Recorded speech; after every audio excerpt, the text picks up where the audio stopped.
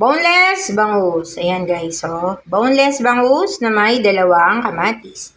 Tingnan nyo guys, yung kamatis na pinili ko, hinog na. Kasi po, lulutuin ko naman ng ngayon yan. Kaya mas maganda yung hinog na. Pero kung halimbawa, kung hindi nyo pa to talaga gagamitin, huwag naman yung sobrang hinog na o, diba?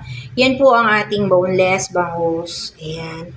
Pinatanggalan ko na po yan ng mga tinik-tinik doon din sa gilid. Ayan. Tapos, tinanggalan ko na rin po yan ng buntot.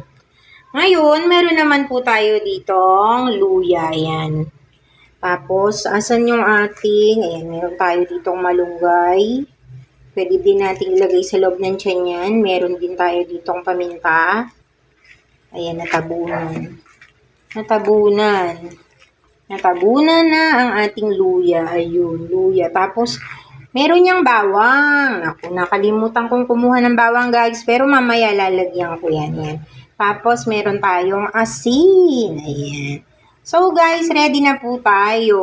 Lalagyan ko yan, guys, ng bawang, ha. Nakalimutan ko lang yung pakita sa inyo yung bawang. Pero may bawang yan. Ito po, guys, po pwede nyo itong ilagay sa pag-iihaw yung dahon nito.